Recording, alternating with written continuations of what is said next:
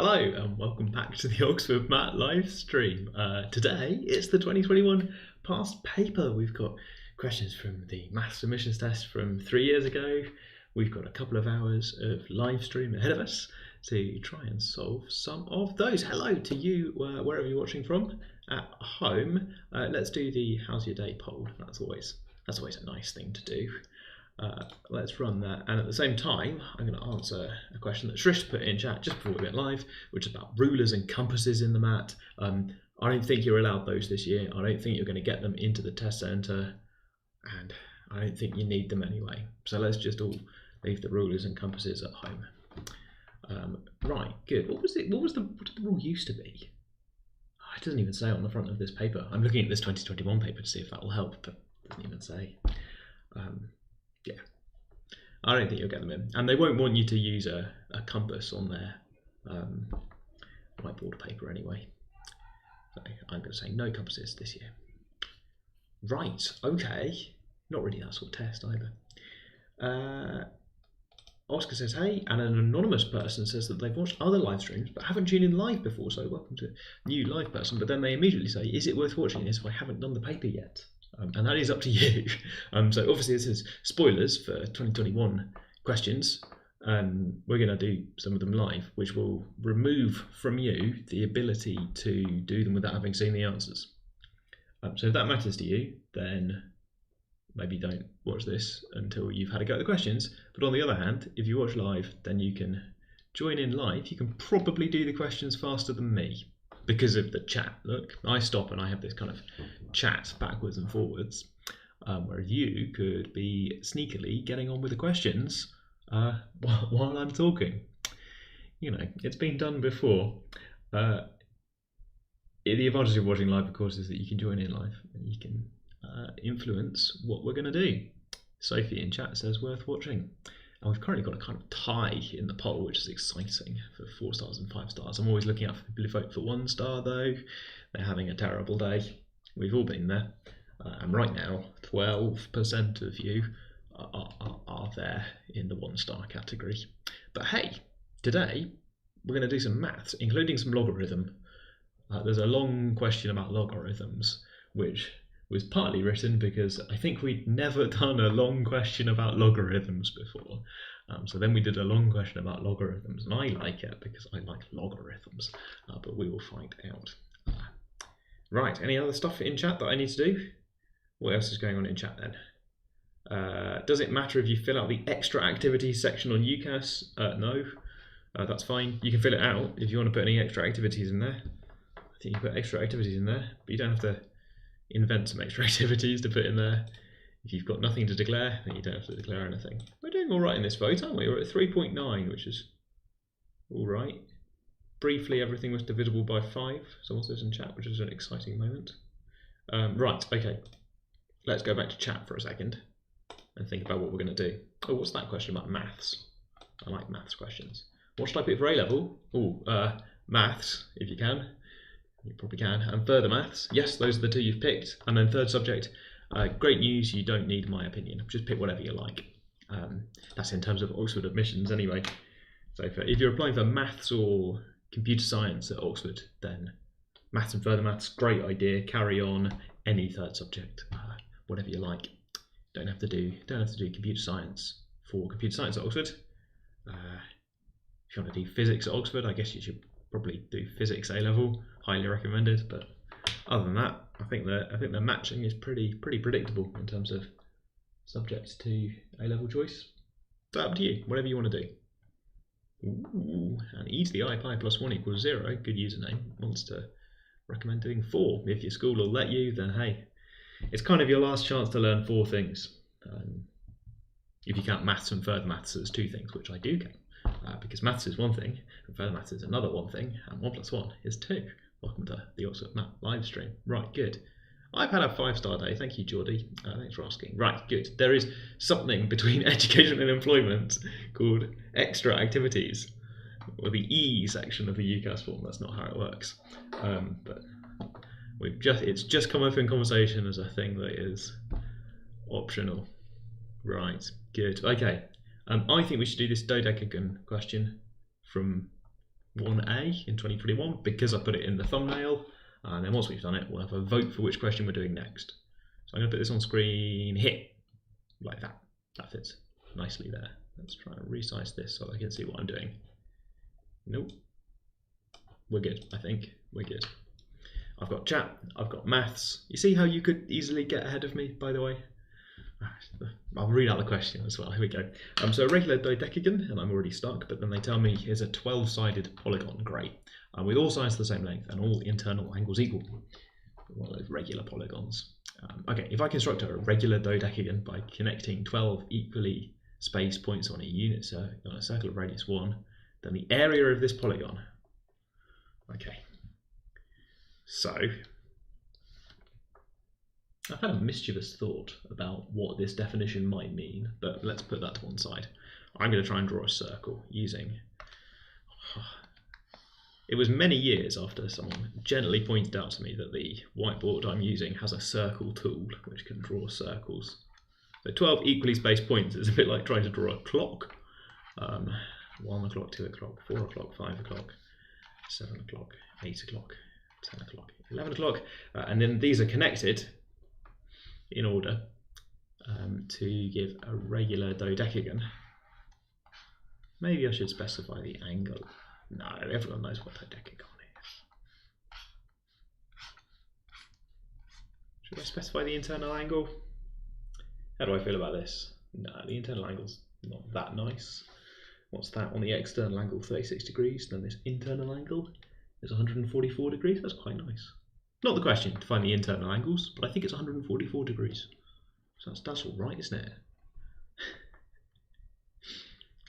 So people skipping this because Tamur is coming up. People using Tamur. I wondered where people were.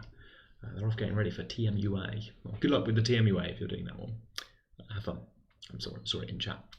Okay, we've got a dodecagon. And we want the area of this shape. Now, obviously, I don't know a fact for the area of a dodecagon. I don't have a kind of formula that says plug in the coordinates of all 12 points and the thing falls out at the end. Although such a formula does exist. Not expected to know that. It's called the shoelace formula if you're interested in looking it up. And it works for shapes with other numbers of sides as well. So, hooray. Anyway, we should probably have a different strategy about how to put this together. They are doing Tamur prep. They see you next week. Okay, good luck with that one. So let's get suggestions in chat for how you might find the area of this shape. I'm going to make it interactive. Chat's going to do this question, I've decided. Try to prove to that one person that they can get ahead of us. We've got some people typing in chat about how to find this area. I guess there are several shapes that you do know the area of. You know the area of circles, you know the area of triangles, rectangles and squares, hold no mystery to you. I guess trapezium, maybe you've seen a formula for the area of a trapezium. If not, you can work it out from squares and triangles. Maybe you've seen other shapes as well. Yeah, so suggestions in chat to go for 12. Lucy wants to, Lucy, I was going to read out your message and then it vanished. Where did it go? Oh, chat scrolled. Connecting to the center, thank you. Yoni wants to do that as well. More 12 triangles, 12 triangles, 12 triangles, 12 triangles. Okay, 12 triangles. If you want to do triangles, right? It's like 12 of these. And this is a 12th of a circle. So that's 30 degrees, which is a nice angle. And you know the side lengths here. And this is just crying out for you to do half AB sine C for the area of a triangle, which in this case is half times 1 times 1 times sine 30 degrees, and part of this question is checking that you know what sine of 30 degrees is. Ooh, I'm on live TV. Here we are. I think it's 1/2. So this will be 1/4, and then we've got 12 of these slices of dodecagon. Yes. So 1/4 times 12 is 3, and the answer is 3. And the reason this question exists is because this is a proof that pi is slightly larger than 3. And pi is the area of the circle. It's got radius 1. And it includes all of these little bits around the edges. If you trim the edges off a circle, you can make this dodecagon, which has area 3. So this is a proof that pi is greater than 3. and you can refine it to say not much greater than 3 if you think a little bit about how large these bits of triangle are. But that's a separate question, I think. Put it in. Oh, should we do that? That sounds more fun than what I was about to do. Maybe we shouldn't do that right now.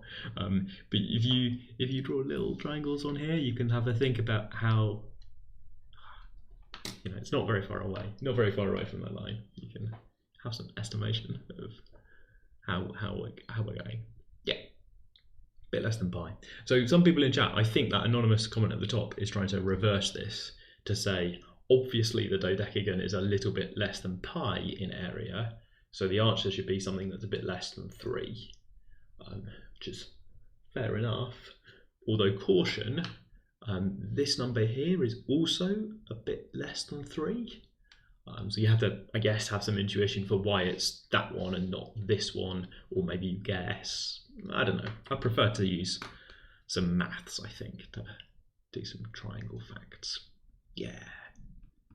Area formulas included in the syllabus. Yeah, so on the syllabus we've got area of a triangle. I think involves this half AB sine C. I know that as a formula for the area of a triangle. It's not very deep. If you take your triangle with side lengths A and B like this, and there's something going on over here. So this has got side length B, this has got side length A, and this angle is angle C. The reason this works is just if you drop a little perpendicular inside your triangle, then you have the base of your triangle B, and you have this height of your triangle. What's the height of this triangle? Well, it's something to do with A and angle C. I really think it might be A sine C. So then if you know this half base height fact, then very similar fact is this half AB sine C fact, if you know one of the angles. So much so that I've kind of learnt that as almost a separate triangle area fact, and maybe people watching at home have learnt those two things, half base times height, half AB sine C, as kind of two separate things, that they are the same thing really.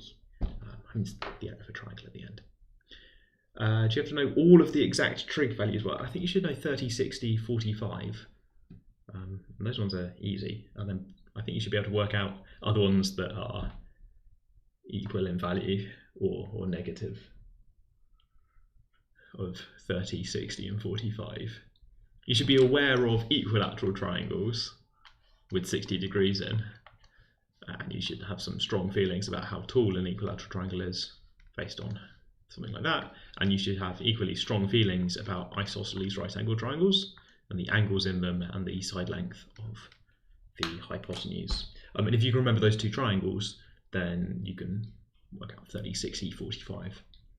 I'm still at the point where if I see sine 30, I have to imagine the triangle, and I have to remember that 30 is the kind of smaller angle, because 30 is smaller than 60.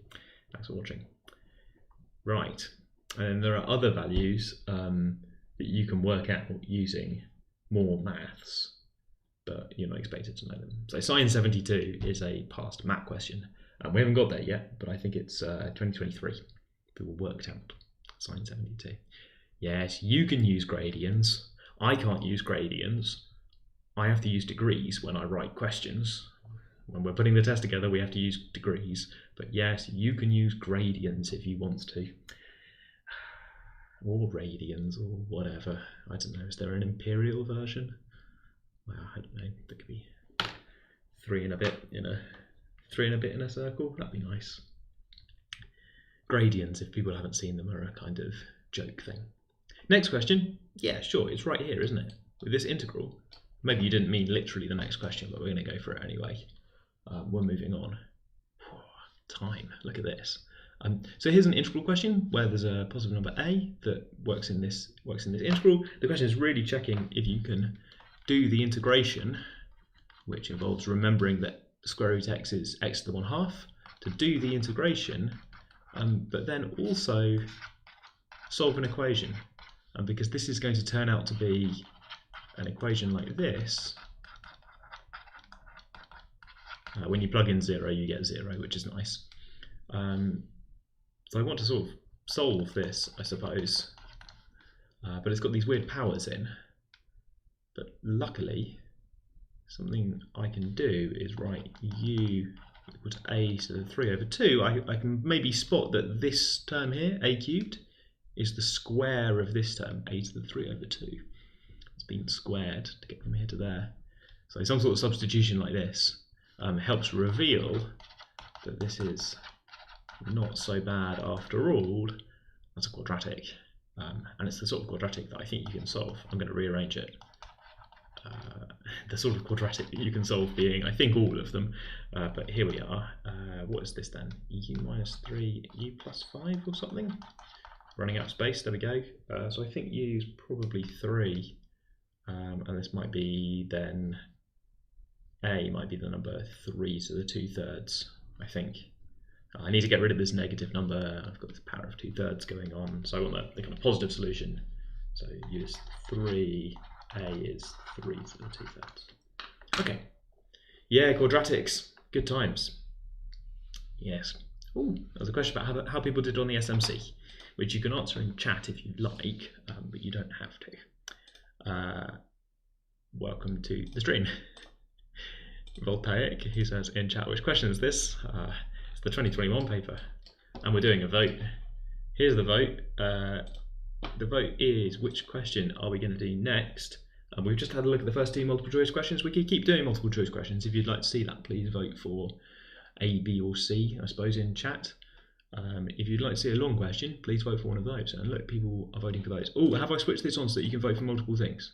Aha, I have now. You can now go back and vote for multiple things. Can you edit your vote? Not sure. Yeah, cool, okay. You can now vote for multiple. Now, that's probably unfair, isn't it? Anyway, never mind. One person in chat is going to an Olympiad, so that's exciting. And somebody else says, I don't think SMC results are, well, they say, are results for SMC even released yet? Yeah, I didn't know. SMC is the Senior Maths Challenge. It's a maths competition for people in the UK. But their past papers are on the UKMT website. It's come up in chat because it's another test that's got maths questions in, including some, I mean, it's all multiple choice questions for the maths challenge, but they're sometimes tricky, sometimes fun. Good. It's not the same thing. It doesn't get you into any universities, as far as I know. Okay, so voting is happening. I'm going to let voting happen a little bit more. It says about a dozen people have voted over there. So I'm going to give them a moment. It's still at the point where more people might, when you know, if you're voting for lots of options, you're still in there, I think. Right, good. Okay, so we'll let that happen. It looks a bit like question 2 might be winning. For people who haven't seen the paper before, here's what it looked like in 2021. There are 10 multiple choice questions back in 2021, and several long questions. Why am I telling you about what the test was like? It's got this question about tangents and exponentials. It's got some areas down here involving e to the x, 2 questions in a row. It's got this question about vectors and combinations of vectors, and cubic. A question about cubic. It's got a question about summing values of sine squared, which looks really difficult because sine squared, what's going on there? You need to remember a fact about sine squared for that question.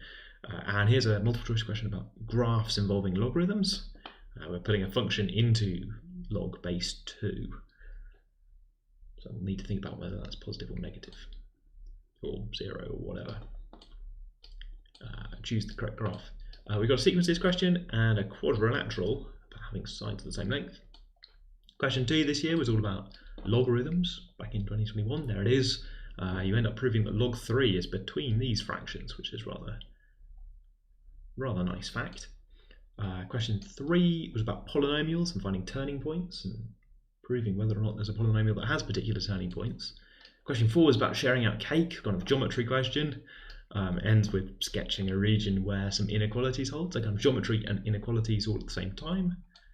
5 was about triangular triples. 21% of you want to see this at the moment. It's quite hard. It's got lots of parts, including subparts, with inequalities and whole numbers this time. So quite a different flavour of inequality this time around, based on whole numbers. Question 6 for the maths and computer scientists back in 2021. had rearranging the elements of a table to try and sort it, and working out what's in there. And question 7 for the computer scientists had a Boolean function. I'm zooming out to try and fit it all on the screen. Is that working? Not really. I try to build things out of basic logic gates, which feels quite computer sciencey, but might also be interesting to maths people as well. Not winning the poll at the moment, but there is currently a 3-way tie. Some people are voting for question 1C to just sort of keep going with multiple choice questions, which I didn't really see coming. Oh, we've got a 4-way tie. This is very exciting. 3 is now winning. Oh, this is great. I'm going to let that keep going. This is brilliant stuff. Look at them go.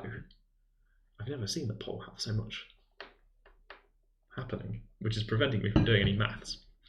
Right, okay. Let's go and look at 3, and then come back to 2, do a bit of multiple choice quickly, and then jump over to maybe 5 at the end. I can see a couple of multiple choice questions in there, so I'm going to do something like 3, 2, multiple choice, back to 5.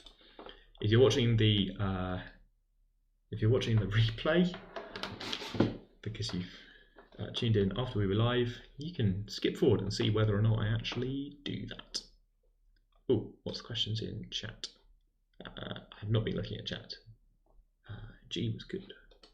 What's G? Science squared. Good. On questions on the new question paper going to be a similar style? Yes. Yes. That's the point. That's why we're doing this. If they were different, I'd be doing something different. But the questions are supposed to be similar, which is why we're doing this. Except, of course, come on. Okay. So, standard advice quickly.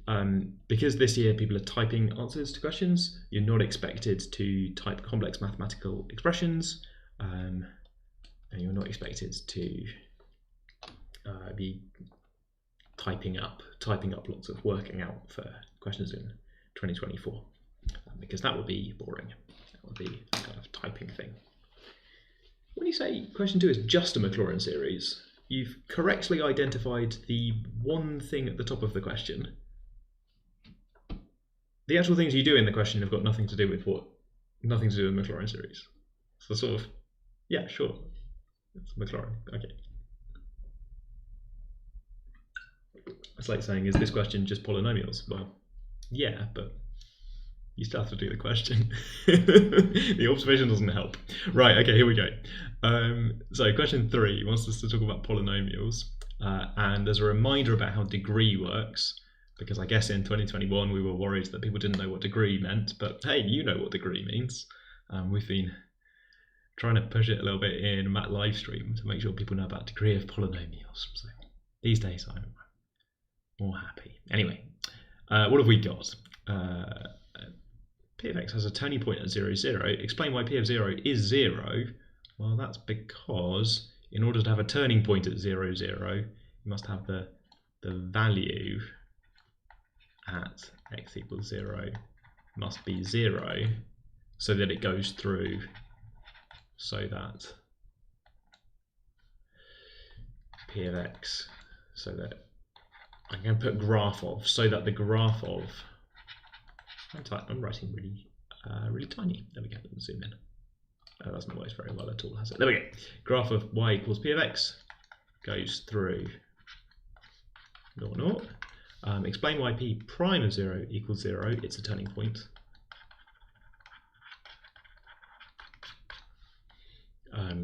You need to have 0 derivative to be a turning point. And explain why there is a polynomial q of x such that, aha. So this is going to be the factor theorem, I think twice, or possibly you could look at the coefficients of the polynomial and argue why P of 0 equals 0 means that the constant term in your polynomial has to be 0. So you could imagine, you could use this bit to argue that the constant term in your polynomial is 0. And then this bit, if you take the derivative and plug in 0, that returns the coefficient of x in any polynomial. So in here, if you plug in 0, you get 1. That's the value when x is 0. If you differentiate it and plug in 0, you get the coefficient of x, which for that polynomial up there, it is 0. So that's good. Okay. And then if you've got no constant term, you've got no coefficient of x. If neither of those terms are there, then all of the terms in your polynomial each have exponent greater than or equal to 2. We're going to keep going. Good. Right, what's in chat? Hang on, what's going on? Is this chat for the YouTube stream? Yes, you're in the right place. Well done. Do you have to explain our reasoning in every part of the long questions? You will be told what to do in the long question. If the long question tells you to justify or explain, then you should justify or explain. And I wants to know if I had any advice on being quick and right when solving MAT multiple choice questions. Sort of yes and no. Like, yeah. That is the name of the game. Kind of everything I'm saying is supposed to be helping you to get better at being quick and right while solving multiple choice questions and long questions too. Lucy asked about the mark scheme. Sorry, just seeing this. Lucy asked about the mark scheme. You don't have to match the mark scheme. You have to reach the right answer with a valid method. And it's not supposed to be an official, there's the word official in there. The web solution, or the thing we put on the website with a solution in, is one way to do the question. Sometimes we show you more than one way to do the question in there. It's not the way to do the question. There are sometimes multiple ways to do this. There are definitely multiple ways to talk about this polynomial. And part of the reason that I get graduate mathematicians to mark this thing is that I need people who can read what you've actually written and decide whether or not it makes sense. Good. Was this on the easier side? Not sure, don't think so. You can check the stats if you like, but yeah. Time pressure. Let's get the exam technique on you from. Yeah. General advice. I'm not doing general advice. I'm midway through a question. Don't ask general advice in the middle of a question. Here we go. Okay.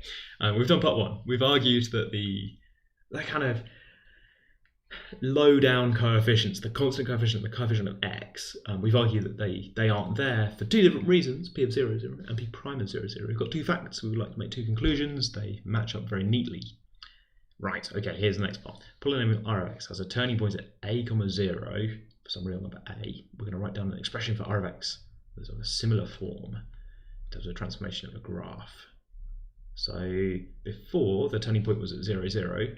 Now we're thinking about turning point at A0. General advice, I'll try and mix it in. General advice, compare the parts of the question for a long question with multiple parts. Sometimes there's a link between these. But this one is explicitly pointing back at expression star, which I've written over the top of it, sorry, but there's a star here to mean this equation with the star on. So this question is pointing us back up again to say these things are related. Justify your answer in terms of a transformation of a graph. It's a similar form as well. It's very related to the previous part. So I'm looking back up to play spot the difference. What's different here? Previously we were at 0, 0. Now we're at A0. What transformation of a graph is that?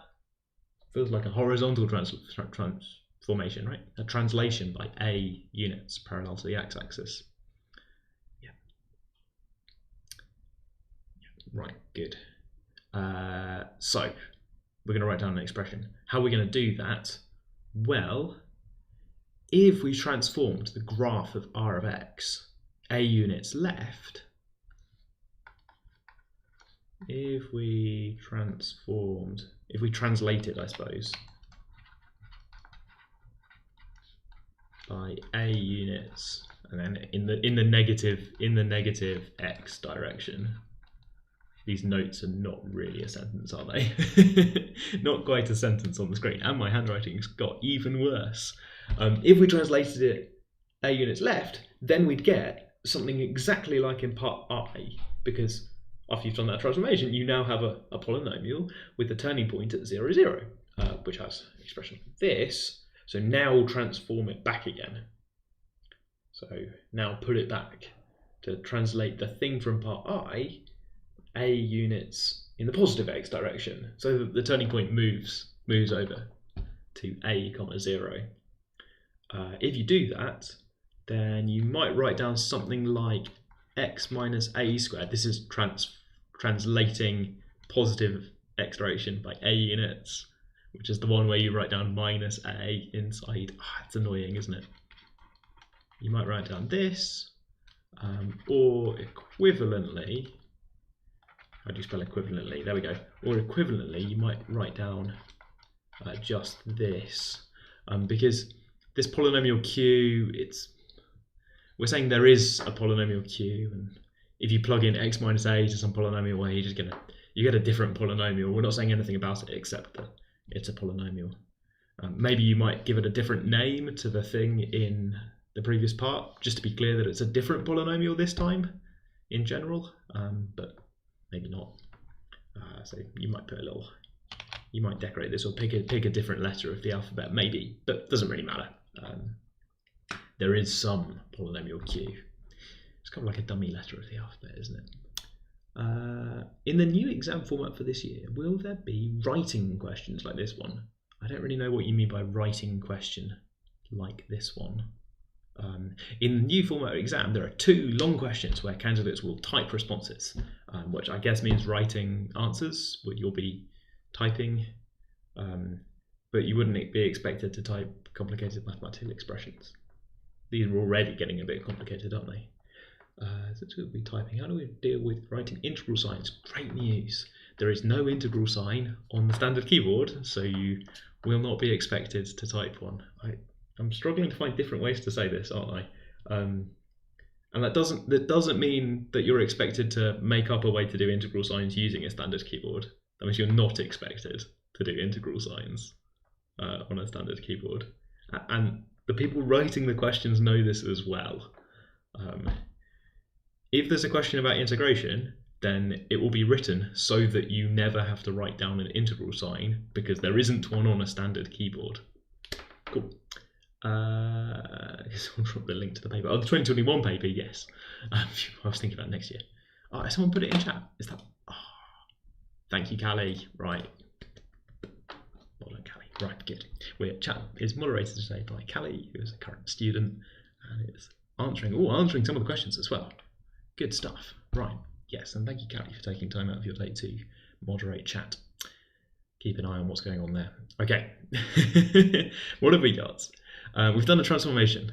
I'm not really sure how much people in chat. Oh, I don't know. This doesn't really matter. Maybe I shouldn't have written both. Shouldn't have written down both for you. Either works. It's got a factor. The thing that we're trying to say really is that it's got a factor of x minus a squared.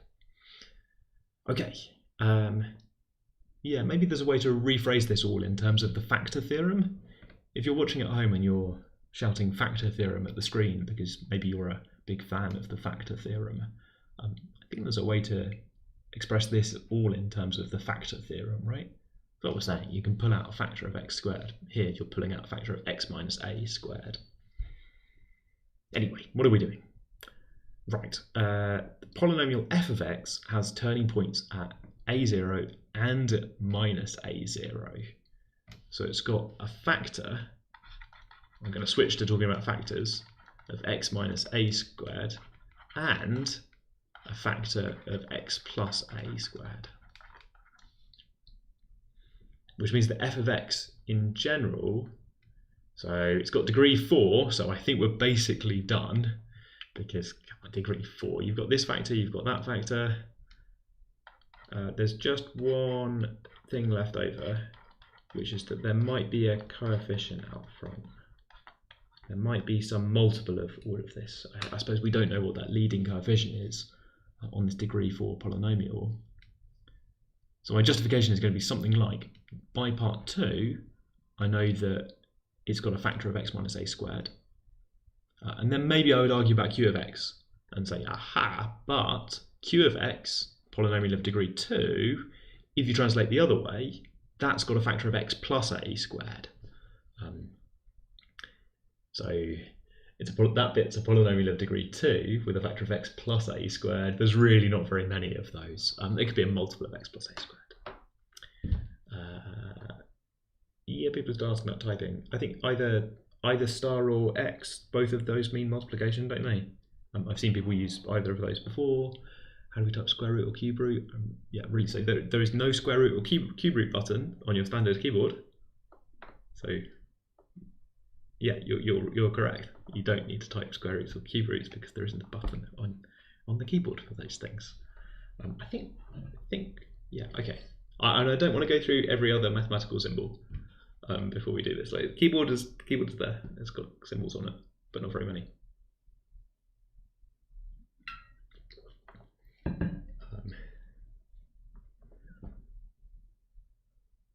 Yeah, good.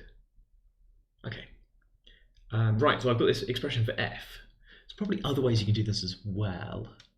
So if you really want to,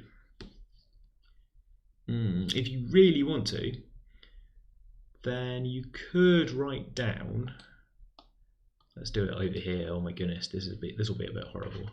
You could write down f of x is ax to the 4 plus bx cubed plus cx squared plus dx plus e, and then use the fact that f of a is 0, f of minus a is 0, so that it goes through these points, and the derivative is 0 at both of those points as well, because they're turning points. You could use all of these 4 facts on these coefficients and just start plugging stuff in, right?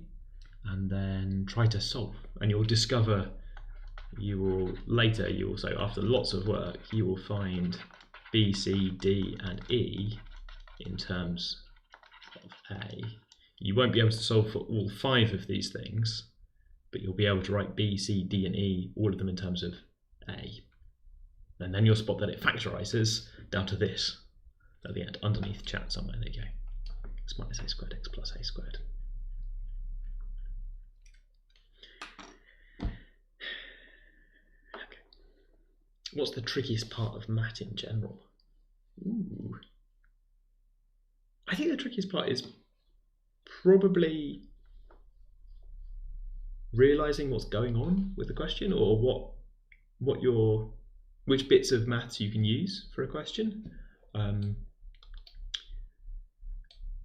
This question is kind of telling us what to do as we go along, right? So it says describe a symmetry, prove that it has this symmetry.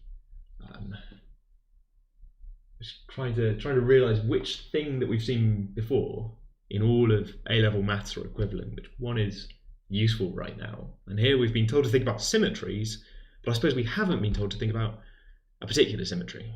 So I have to think, like, what symmetry might this graph have? I'll write it out larger down here. So this is what we've got so far. And it's got some sort of symmetry. We've already thought about translations, so I guess my first thought is maybe it's one of those. But maybe there's something else going on as well. The long answer questions be similar to any specific questions on old math, or is it random?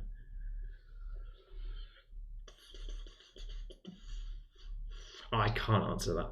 No, sorry. Shows when x is negative.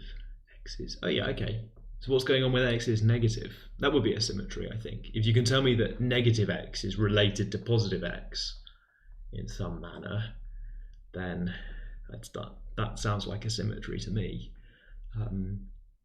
So something you can check. Aha, yes.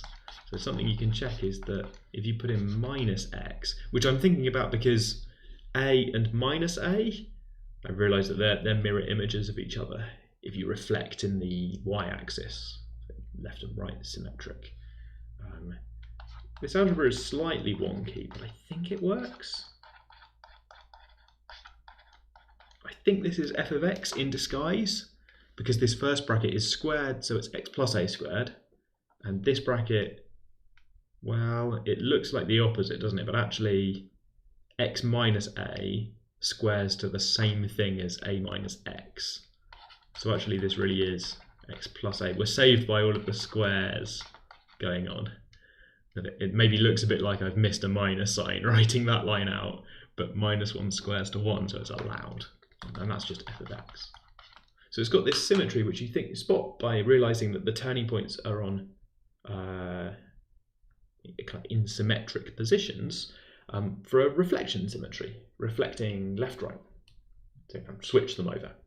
And in fact, the rest of the graph has that symmetry as well. It's an even function. F of minus x is just f of x. That's one way you've got some algebra for it, right? You can plug in minus x and just see what happens algebraically. That's what the question wants you to do. And then there's a writing part of the question to write down the x coordinate of the third turning point.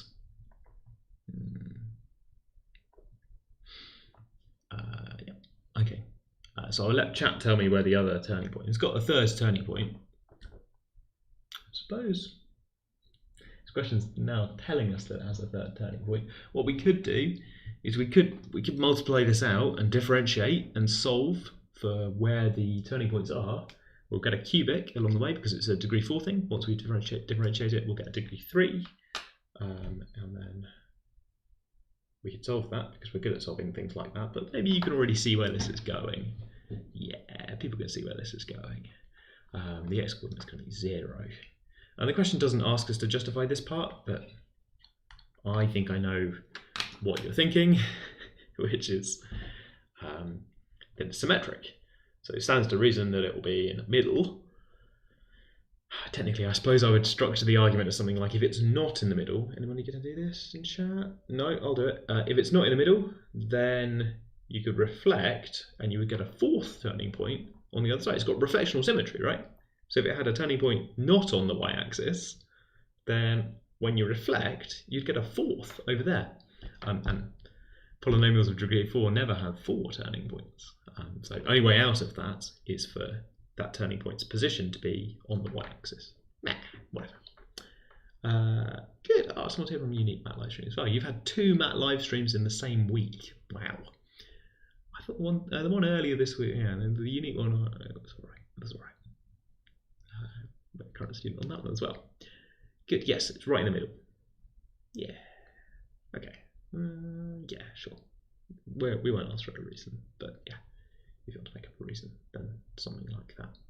Should we check by multiplying it out? I saw someone in chat was asking about solving cubics and degree 4 polynomials for which there are formulas, but the formulas are absolutely horrible. You could look them up if you like.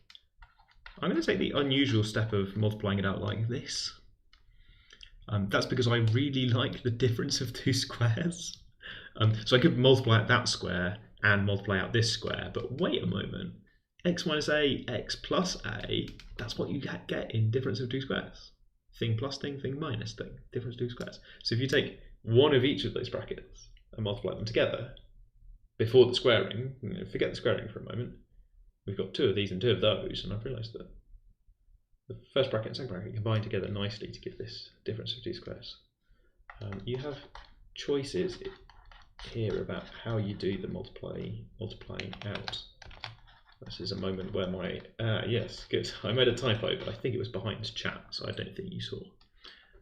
Okay, so if we differentiate this and plug in 0, we're definitely going to get 0 because it's got no x coefficient. It's got x coefficient of 0, or however you want to say it. It's got some value when x is 0, but it has no derivative when x is 0. So it's got a turning point there. Good. Okay. Yes. Right. Okay. Last part then, or last 2 parts. We're asked: is there a polynomial of degree 4 which has turning points at blah blah and blah? Justify your answer. Is there a polynomial of degree 4 which has turning points at blah blah and blah? Justify your answer. Quick exam advice here. It is extremely unlikely that the answer to both of these is yes, and it's extremely unlikely that the answer to both of these is no. I guess maybe not extremely unlikely, but they're not going to be doing the same thing twice, right? It's going to be, I think, yes and no in some order. That's not really maths. Obviously, in the real world, if you're asked 2 questions, they might both have the same answer. That can happen out there. But here, because the questions are so similar, and, well, we're not going to be doing the same thing twice, are we? Maybe this one's harder, because it's got fewer zeros in, so maybe this is just harder, but maybe not. Okay, so part 4 wants us to, I guess, either, how would we do this? We could, ultimately, it would be very decisive if we could find such a polynomial, or prove, I guess this is going to be prove that none exists. Those are basically our 2 options. There's a third option secretly, which is prove that one exists without finding it, which you can sometimes do, but here I reckon we can find it. We were doing so well at finding this one before. We were very close to finding a polynomial that had turning points. Where were they? So that a0 minus a0 and 0 comma big A times little a to the 4, which is a bit, is that just off the screen? There it is. Big A times little a to the 4, which is a bit bad. Let's get opinions from chat for part 4 on screen at the moment. Part 4 on screen. Can you find a polynomial of degree 4 which goes through these 3 points? Or maybe there's no such thing. What do you think? See what it says. Smiley face. 2 seconds.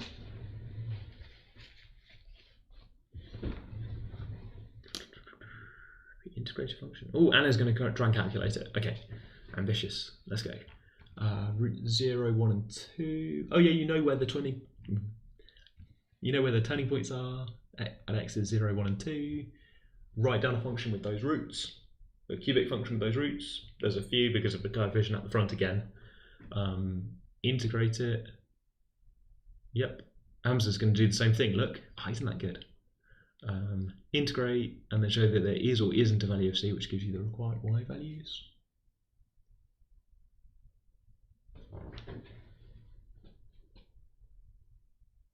Yeah, I guess that sort of thing works. Yeah, Hannah wants to do that as well. That's 3 votes for writing down the same sort of maths in each case. Right. I hadn't thought of this. What do you do? So for part 4, people in chat would like to write something like the derivative of this function, if it exists. It's something I should not use a again. That's at least, oh my goodness. Let's at least move on to the next letter of the alphabet. And integrate. And sort of, you've got an unknown coefficient here, and you've got the value of c, but it's got to go through 3 points. So, okay, yeah, seems pretty good. Ah, yes. Anonymous has spotted f prime of 0 is 0. Have we seen this? And Yanni has spotted something similar as well.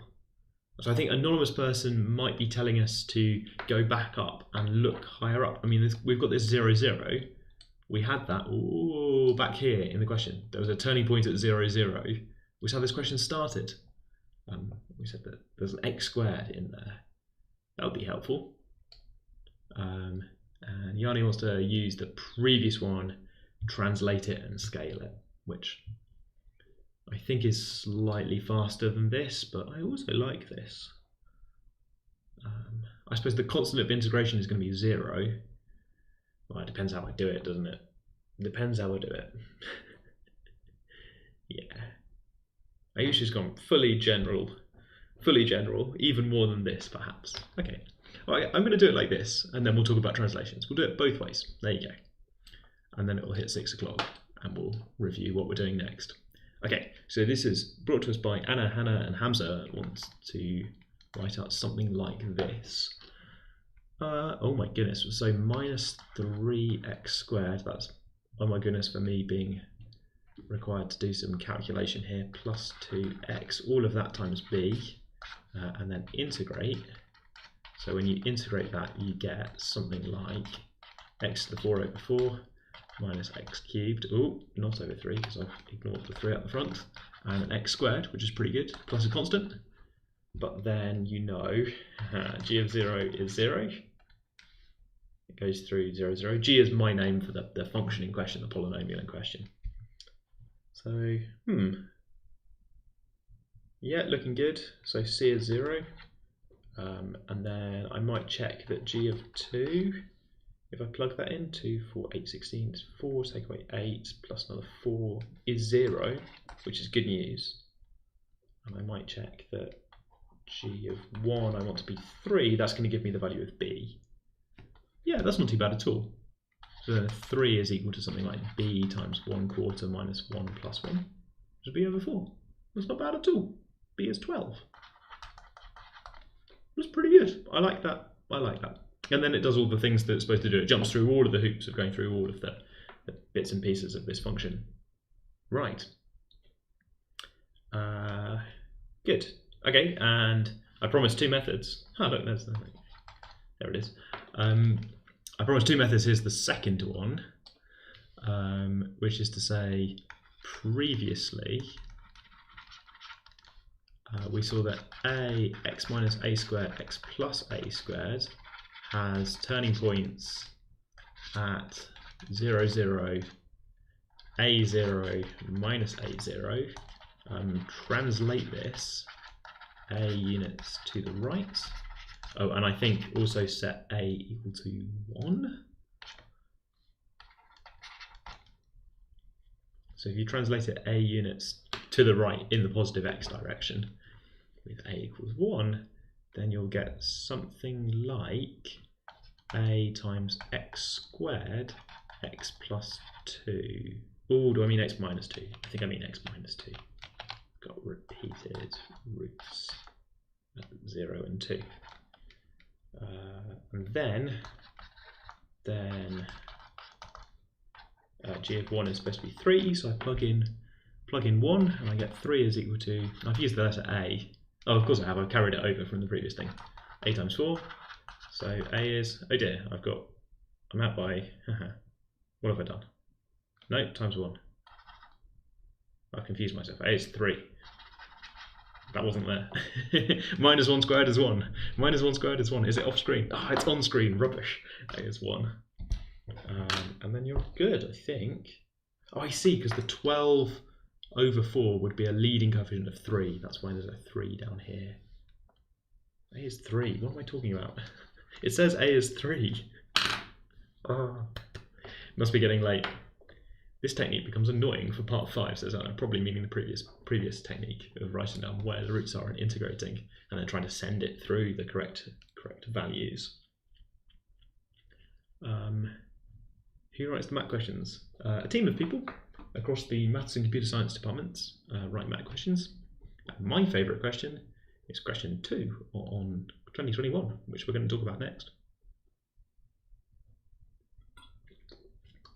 I think I mentioned a couple of weeks ago that we were going to get to my favourite question, and it's coming up, I think, after the break at 6 o'clock.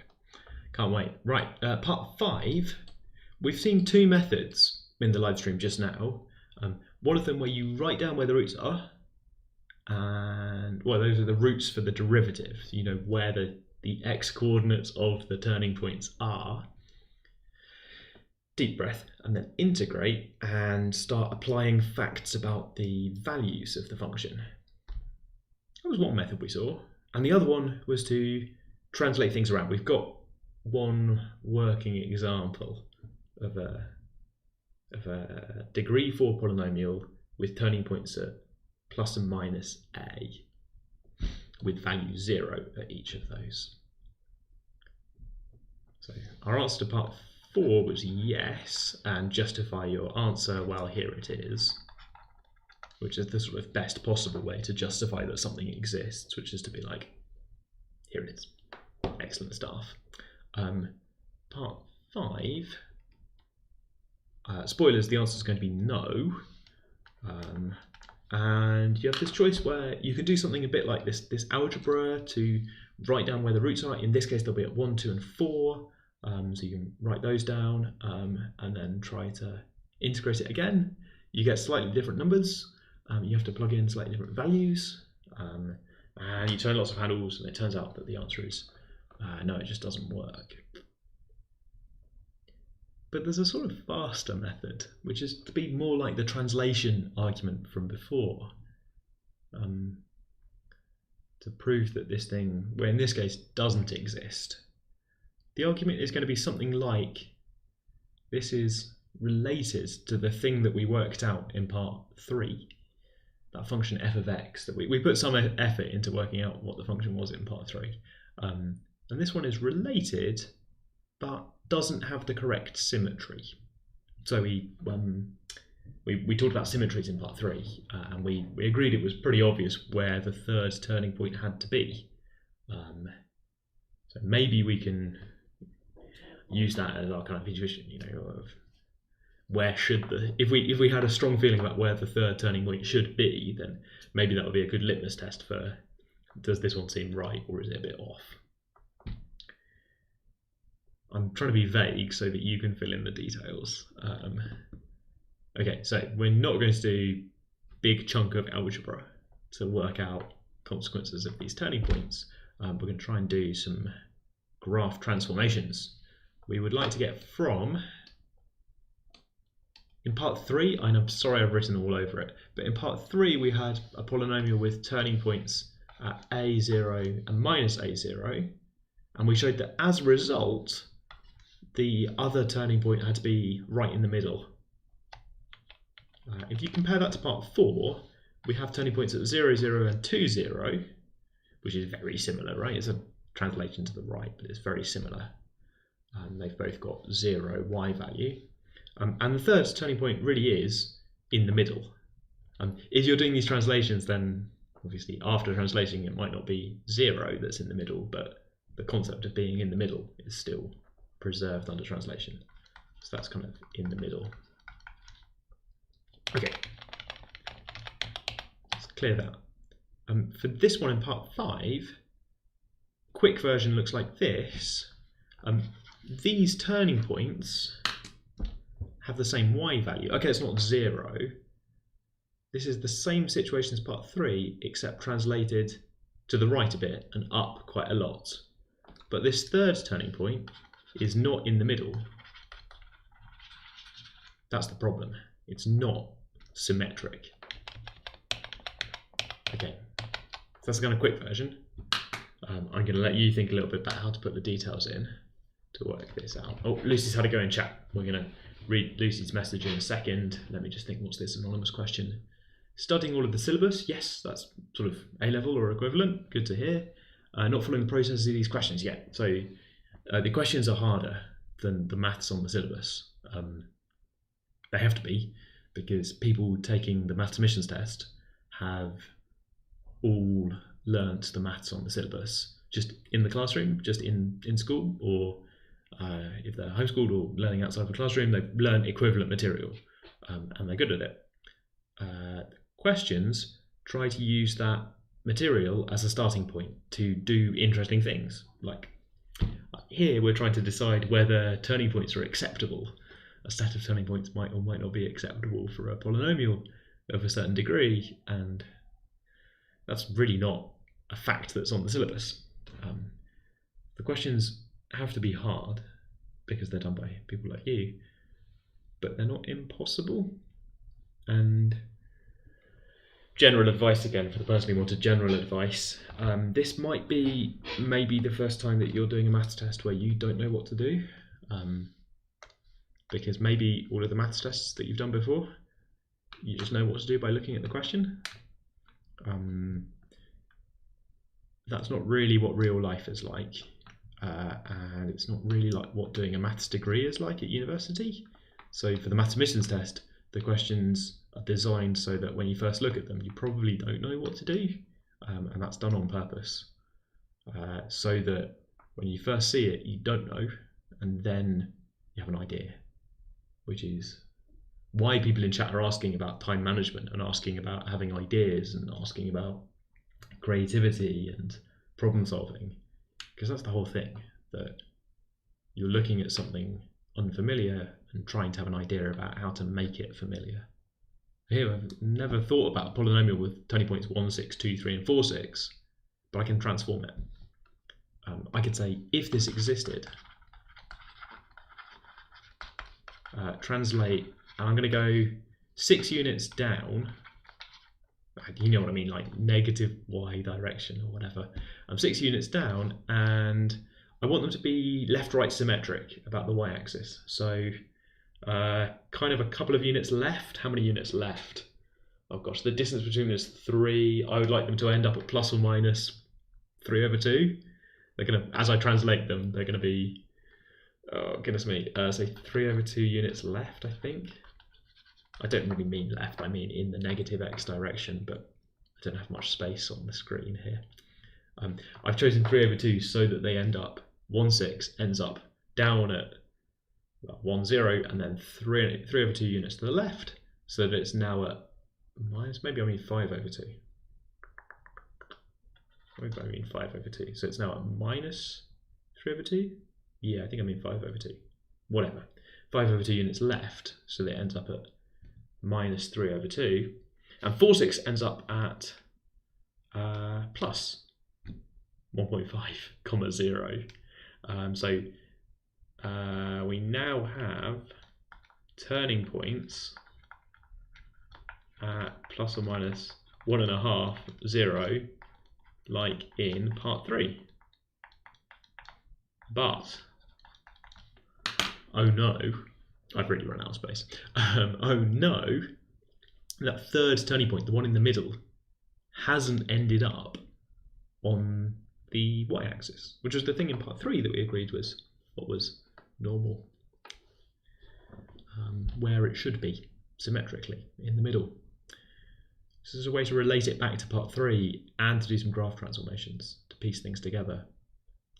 And say, if you took such a polynomial and translated it, then you could turn it into something that looks a bit like part 3, except wrong.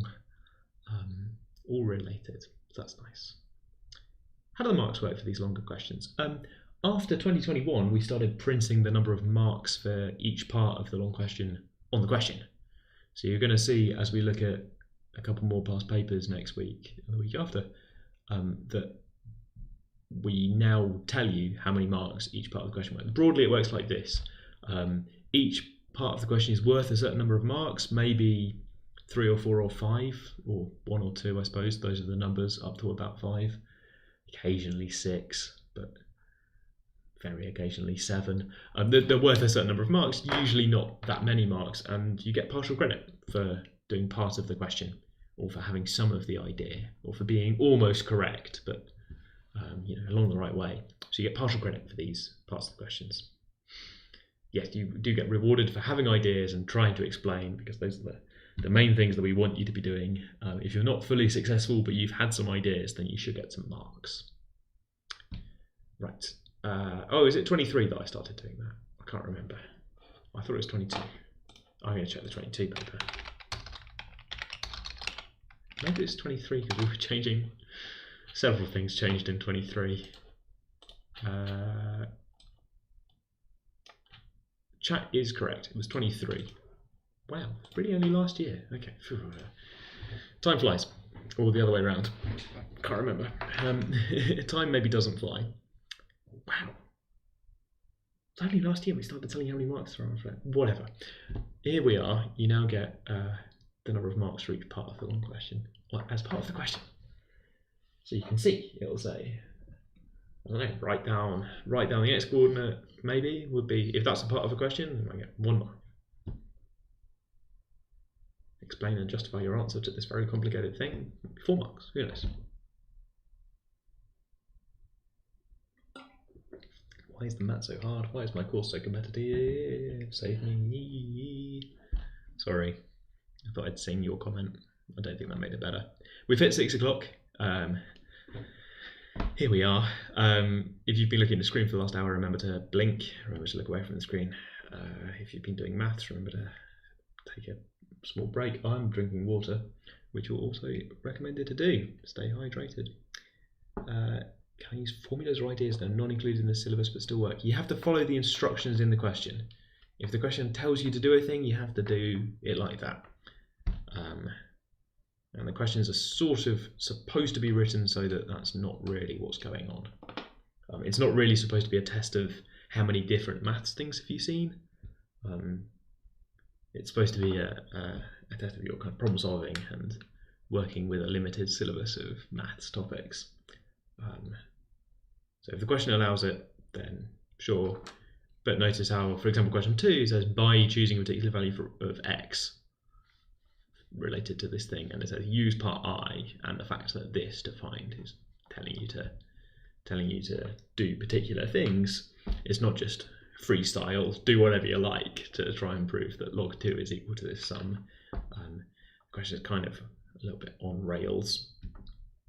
Mostly that's to stop people from trying weird stuff that wastes time. I don't know. It's supposed to be helpful. Like in an interview situation, the people asking the questions are also trying to help. Okay, how are we doing? I think we're doing all right. We've hit 6 o'clock. I think I've only done one question. We did a little bit of multiple choice. What's the plan? We're going to do this. We're going to look at some multiple choice. We're going to switch the vote back on while the multiple choice is happening. That is the plan for the next bit of the MAT live stream. Is the stream lagging, or is it just me? Maybe it's just me. YouTube says I've got an excellent connection, so I'm going to keep trying. Right. Okay. Sums of roots. I think you're referring to this thing about adding together. Yeah, adding together the roots has got something to do with the coefficient. I think that has turned up in a question that we saw last week, but we managed to justify it by being it was a very low degree polynomial, so it was kind of pretty straightforward if you wrote down the polynomial to work out what was going on there. If the question says explain or justify, you should explain or justify what you've done. And your explanation should not be, someone told me this once, promise. It's not an explanation. It might be true, but it's not an explanation. You are being invited to think about it. Good, okay. All right. By choosing a particular value of x, and notice that it's not acceptable for this question to just say, well, I was walking in the street and somebody stopped me and just told me this fact about logarithms, so for me it's true by person I met once. No. Whether you've seen this in further maths or not, you're being asked to do a thing for this question. Right, okay, I'm slightly teasing people. Anyway, let's go. There's a suggestion in the chat that we might choose x is 1/2. X equals 1/2 of a kind of choice, because then on the left we get this with a minus sign, which is pretty nice. Okay, it's pretty close to log 2. And I kind of wanted a minus sign because look, everything in here has got a minus sign. What a lot of minus signs. I would like lots of plus signs, so this is quite promising. And in fact, if you plug in 1/2 on the right hand side, you get all of these powers of 2, right? And everything works out. So it's pretty nice. Yes. This is minus sign is a feature, not a bug. It is something that you want so that you get all these plus signs. I guess you think about this by, well, the left hand side is maybe a little bit misleading. You might try and compare these too hastily and try x equals 2 or x equals -1. There's this restriction here that we have to pick something with, they repeat it, look, it's up here and it's in here. They really tell you not to choose 2. But you're going to pick 2, you're going to get something really weird. Don't pick -1 either. You've got to pick, okay, right. Maybe looking at the right hand side might be how you have the idea. You might look at the left hand side and think -1? Oh no, not allowed. Right hand side, which number has been raised to the power of n in here? Which thing is being squared and cubed in 4th powers and 5th powers? 1/2. 1 over something, isn't it? Okay, anyway, here we are. We've got a fact about log 2 now. We can see that it is the sum of lots of these positive terms. We would like to use the fact that blah, when n is greater than or equal to 4. So part of this is to recognize that this fact is actually infinitely many facts sandwiched together, right? Because it's true for n greater than or equal to 4. It's telling you that 1/4 times 2 to the 4 is less than 1/3 times 2 to the 4. It's telling you that 1/5 times 2 to the 5 is less than 1/3 times 2 to the 5. It's telling you that 1/6 times 2 to the 6 is less than 1/3 2 to the 6. It's really hard to write 3 every time, but that's what the fact says, right? It's telling you all of these things and on and on and on forever, all at once. Sometimes, general advice, here we go, general advice. Sometimes it's helpful to take a general statement and convert it to several specific statements so that you get a feel of what's going on. Going the other way around is the tricky bit, of course, but to take this big general thing, we're told this for all n greater than or equal to 4. To turn that into specific statements, where I've picked out values of n, there's nothing clever there, right? I've just written down the numbers 4, 5, and 6. Those are the things that are greater than or equal to 4. But writing out the specific statements helps me recognize where this is going to be relevant. Because now that I've got them written out, I think it's much more obvious where they appear in the question so far. the question so far has got these terms 1 over 4 times 2 to the 4, 1 over 5 to the 5. And once I've written out a couple of them, I've realised that, oh right, okay, this is telling me that these terms are less than something. So this whole sum is going to be less than. I don't have any strong feelings about these terms, but this term I do have strong feelings about. I know that it's less than this, and I know the next term is less than this, and I know the next term is less than this, using this fact. Okay, good. On and on and on. Ah, somebody else has spotted a Maclaurin expansion. Good. Correct. That's a series up there. You do not need to know what it's called, which mathematician it's named after, and you don't need to know any facts about those expansions. You just need to use the inequality in the question on the things in the sum, matching them all up. And then we've got another chance. So once we've written this out, I'm going to write this out properly, I think. There we go. 2 to the 3. Once we've written this out, we've got a chance to spot, what have we achieved? What have we turned this into? So we've got something else going on. Someone says, I am back. Flashcards. Are they the flashcards person? There was a person several years ago who shouted flashcards a lot. I think until we made flashcards. I wonder if it's them.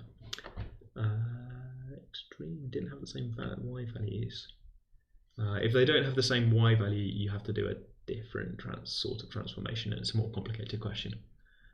So Addy is asking a kind of part 6 of the previous question. You can sort of know it's a much harder question. I'm not going to do Addy's part of the question. More inequalities in part 4. Oh yeah, again, quite a lot of progress. Good. How many interviews will CS applicants probably get? Probably at least 2. Right. Oh, you're from last year. Was that last year? Right. We made flashcards in time for last year. Anyway. Oh, look at interview timetable to let you know about when interviews might be. Oh, thank you, anonymous people. Look at chat. Chat talking to each other, telling me to make flashcards, which I've already made. You're welcome.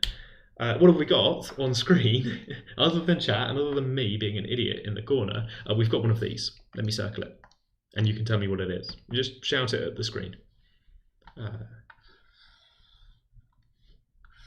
What's this? 1 over 3 times 2 to the 3, 1 over 3 times 2 to the 4, 1 over 3 times 2 to the 5, 1 over 3 times 2 to the 6. You're shouting at the screen. It's a geometric series. It's the sum of the terms of a geometric sequence. Each term has got a common ratio compared to the previous term. And there's a first term in there as well. Each term is half as much as the previous one. You've seen this sort of situation before, where each term is half the previous one. This means that the total is twice the first term. There's a fact about geometric series, isn't there? A over 1 minus r. I'm doing a shortcut because I've seen the halving sequence before, I guess. Anyway, twice the first term. And that first term is, by the way, 1 over 24. So there's a real suspicious thing here that it's saying, you'll get an extra 1 over 24. Yeah, there you go. That was spooky. So Anonymous has posted the timetable, which has got timings of when you get invited to interviews before the question appeared in chat. Chat is becoming so helpful that you're now answering each other's questions before they're coming. I'm joking. Interviews, you get on about a week before they happen, which is in December this year. You can find out the dates of when interviews are planned for in that link, or if you're watching the replay, you can search for Oxford interview timetable, and you should get that link as well. Okay, so adding all of this up, you get 17 over 24. If you add up this geometric progression plus these first 2 terms, which are just hanging around on their own, so that's 17 over 24. So log 2 is less than 17 over 24. And at this point, it's very tempting to just write down k is 16, comparing it with this fraction over here. We should also check this thing is true, that log 2 is actually larger than 16 over 24, which we can also do from the sequence, because we had so far we had 1/2, 1/8, and 1 over 24. Those things add up to 12 and 3 and 1 over 24, which is 16 over 24. So these kind of first three terms, that log 2 is larger than the sum of these three terms at the front, because everything else is positive. So we're good. Good. Okay. Wait, hang on. It's a chat question. By substituting 1/2, we got minus log 2. How does that relate to log 2? Well, there's a minus sign at the front. We get minus log 2 on the left when we plug in 1/2, but we get minus loads of stuff. Minus, minus, minus, minus, minus on the right-hand side. The line that I haven't written out on the board is to multiply both sides by -1. So then we'll have genuinely log 2 on the left, natural log 2 on the left, sorry, and on the right, all of these minus signs from this line. I didn't copy them all out because there's so many of them, but if you multiply both sides by -1, it goes away. You didn't use a geometric series, and I have no clue what I did. So I think some people argued that the first three terms add up to 16 over 24. So great news, this is 16 over 24. First three terms add up to 16 over 24. And then they argued that the other terms are really small. So, probably really small. So probably not that big. Probably this thing is less than 17 over 24. And that argument, maybe Anna wrote this, maybe not, but that argument, I think we can agree, is not very convincing, especially the way I've said it, right? This thing is definitely larger than 16 over 24. The tricky part is to say that it's not too large. Explain 2 again. Yep, let's go one more time. Okay, pen. So this thing is an infinite series added together, but we've been told that the terms are not too big. 1 over n 2 to the n is small. It's smaller than 1 over 3 times 2 to the n, which is just, by the way, obviously true, right? If n is big, then you could replace it with 3 and you would make a larger fraction. Anyway, whatever. Let's do that to this sequence. So I'm going to copy out the same first two terms. Oh, excuse me. I've lost connection. There we go. Maybe my internet is bad. Maybe I'm the problem. Maybe I'll do these one at a time, right? So this is already a true fact. If I just copy out everything else as is, then I've done a true fact because I've replaced 1 over 4 2 to the 4 with 1 over 3 times 2 to the 4. But I'm going to replace this one as well, I've decided, and the one after that. And this is still true because I'm making fractions larger. I'm going to do infinitely much work. I know, I've run out of space. Great. And then the second observation is that these terms, starting here and onwards, form a geometric series with first term 1 over 3 times 2 to the 3 and common ratio 1/2. That before the sequence is quite tricky because there isn't a common ratio. It goes 2, 3, 4, 5 downstairs, which is a bit awkward. But once you've replaced all those 4s and 5s and 6s and things with the number 3 in the I'll be professional, in the denominators of the fractions, now it is a geometric series, so we can sum it. And we get 17 over 24 after the dust settles. So log 2 is less than 17 over 24. On the other hand, it's clearly bigger than 16 over 24, the first three terms. Yes, good. Why did I do half? I tried a bunch of stuff and that one worked. I guess I tried making 2. Well, no, so I saw on the right hand side. Yeah, we talked about this. So I saw on the right hand side that this is the same as the thing I've got, almost up to plus and minus signs, provided that I have something like 1/2 appearing to all of these powers. You know, we're going to do a similar thing down here. Let's move on. Will maths and CS applicants have separate interviews with maths and CS? Yes, probably. That's the normal way that most colleges do it. I think some colleges might combine them together, but the most common thing is that colleges do separate maths and CS interviews. Just makes the timetabling easier, to be honest. Right. We've got a new fact to prove. This time we're looking for a fact about log 3 over 2.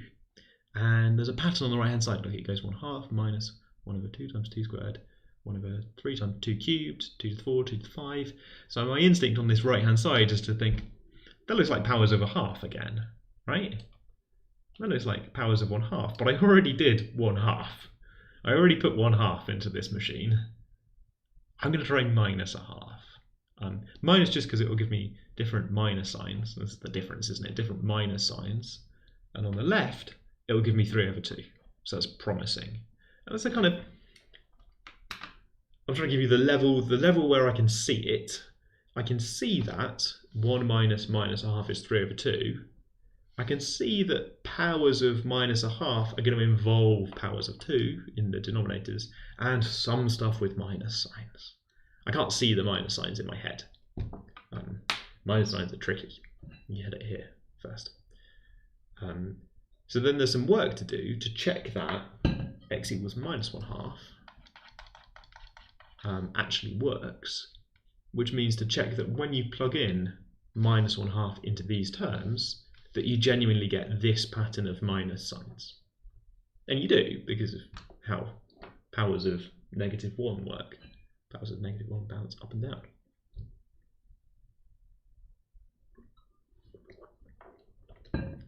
If you're applying for English language, like a third statement with an apostrophe.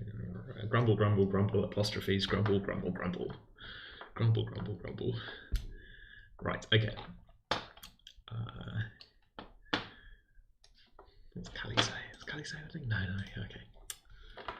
We should start chat moderation for apostrophe usage. No, we don't need to. Right, okay. What are we doing? We're deducing something about log 3. We've come so far, haven't we? We've got this fact about log 3 over 2. It's going pretty well. There's a little bit of spot the difference, I suppose. First off, what's the difference between log 3 and log 3 over 2? That's one question you can ask. And second, what's the difference between these things? There's a 1 over 3, so that kind of looks a bit like this. This one looks a bit like that, and there's a 7, but the powers of 2 don't actually match up. And the power, so this is 7 times 2 to the 6 rather than something else. Yeah. Ayush in chat has got a suggestion of how log 3 can be made out of things that we already have. We have log 3 over 2 and we have log 2. I guess the way you maybe spot this is something like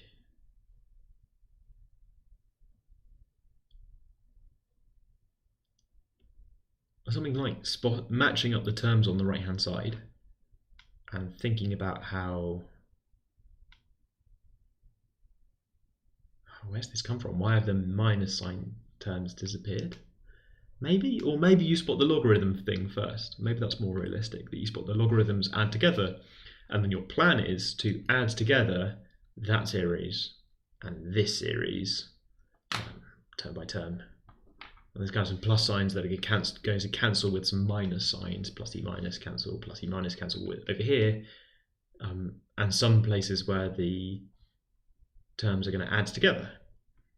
So I guess if you add 1 over 3 times 2 to the 3 and 1 over 3 times 2 to the 3, then you get 1 over 3 times 2 to the 2, because it's kind of an intermediate step. I might have a 2 in the numerator and then think, aha, I can cancel a 2 from top and bottom. And I suppose that happens for the 5s as well. There's a 1 over 5 times 2 to the 5 here, and there's a 1 over 5 times 2 to the 5 here. So really, maybe I should join these up. There you go. 1 over 5 times 2 to the 5, 1 over 5 times 2 to the 5 adds together to give 1 over 5 times 2 to the 4. So it's just adding. It's adding together the two facts that we've got. And there's some cancellation and some, well, addition. Okay. Maybe you spotted this, maybe not. The idea is that you add together the two things that we had. Okay. Where have we got to? We've got to deduce that, and it's a beautiful fact about log 3. So let's clear this a bit. Deduce means using the previous part of the question, or using the thing that we just did. It's that word that Sherlock Holmes uses, right? Deduction. You've got some clues or evidence or something, and then you make your deduction. Now here's our clues and evidence, and what we've got this log 3. Oh, internet wobble. Internet wobble, good. It's a good day to be on the internet. Here we are. Should we do the easy way around first? So the easy way around is to say log 3 is big. It's larger than something. I like reading these out, by the way. You might have noticed me doing this before, to say log 3 is large or log 3 is small. And of course it's actually really close to both of these numbers, which are themselves close to each other. But I find that it helps if I try to exaggerate that in my mind when I'm keeping track of which side of the inequality it's on. I don't want to be thinking these things are all about the same size. That's, if anything, precisely the thing that I don't want to think, is to think I can't tell these apart. So I'd like to make a statement about how large log 3 is. It's enormous, isn't it? It's really big, because it's the sum of all of these positive terms. I think it helps me spot that I want a reason why this is large. Well, it's more than 1, isn't it? Because look, it's 1 plus something. So it's more than 1. Is that obvious? Yeah, I guess that's a little bit obvious. There's a proof that's I think a proof that e is less than 3. So this paper contains test paper contains a proof that pi is greater than 3 and a proof that e is less than 3, which is kind of cute. Anyway, the sum of the first 2 terms give me this. What's this? 4 1/12. Log 3 is large. It's larger than 13/12 because it's still plus all of these positive terms, because all of this stuff is positive. And if I was typing a solution, I would type some words that describe what I mean by all of the rest of these terms. Good. So log 3. Oh no, no, I've realised that's what I wanted. 13/12 is the number in the question, but we're saying log 3 is larger than just these first 2 terms. Oh, it's got loads more terms. And maybe this is one of those cases, like with a geometric series, where you have infinitely many things, but they sum to a finite number. In this case, we have infinitely many things that sum to the difference between log 3 and 13/12. But actually, like a geometric series is how you do this part of the question as well, because for our next trick, we need to show that log 3 is small. So having just told you the story about how log 3 is enormous, it's really large, because what is that? Greater than is even more than the first 2 terms. I now need to tell you a story about why log 3 is small, why it's tiny, and why log 3, that's a terribly small number, isn't it? Which is going to be hard because there's infinitely many things on the right hand side. So I've got to have some bound, right? I want to say log 3 is less than something.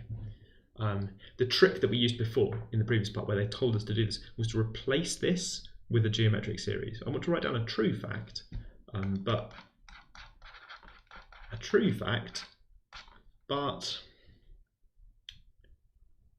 also a useful fact. So a useful fact would be one that turns this into a geometric series. So I think this is true. If I do the same trick, right, using the fact from the previous part, I get all of this, and this is now a geometric sequence. So that's nice. What is this? A geometric series? What are we doing? So I think there's a 1 plus on the front. That bit's not part of the geometric series, but then everything else is, like, from here onwards, geometric series.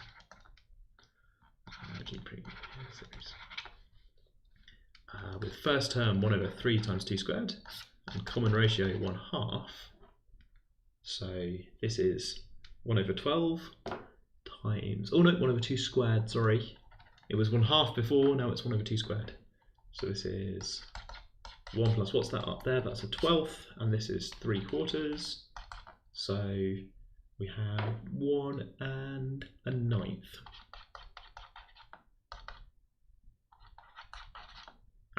Not the thing in the question. Annoying.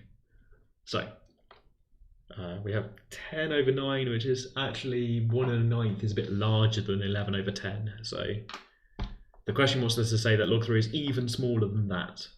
That it's even smaller than 11/10, which is more.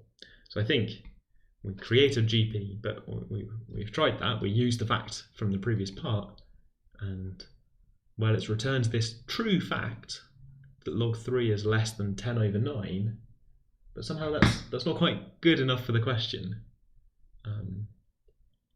What's a good mark on this mat? So this mat is 2021, and the average score of everyone who took it was 51.1. A good score was about 70. People who were eventually admitted to Oxford, if you look back at their mat scores, they're about 70, 73.5 is apparently the stat on the website. If you want stats like that, they're on the MAT website, which is also where you can get past papers and things. There's a link in the YouTube description for the table of past papers with statistics as well. Good. Okay, so we can do slightly better. I think that's the idea anyway. For how do you make this better? You know, I'm putting these kind of emotions on it, right? Log 3 is really tiny. And it really is. It's really tiny. It's smaller than even 11/10, a puny small number. We've let it off lightly here. We've proven that it's less than 10/9. We want to don't let it off, right? Don't let it off so easily. It's even smaller than that. It's smaller than 11/10. 1.1, tiny. It's really small. And if you think like that, maybe that helps you realise that we introduced too much slack in this inequality here. What we're doing here is increasing the values of the terms so that we can sum them, but we increased them kind of too much. We did too much of this.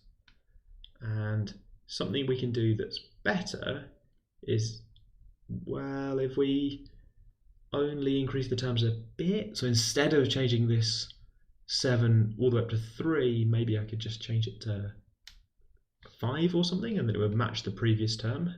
So there's this idea that maybe you could, okay, well, sum the first 2 terms and then try and turn the rest into a geometric progression.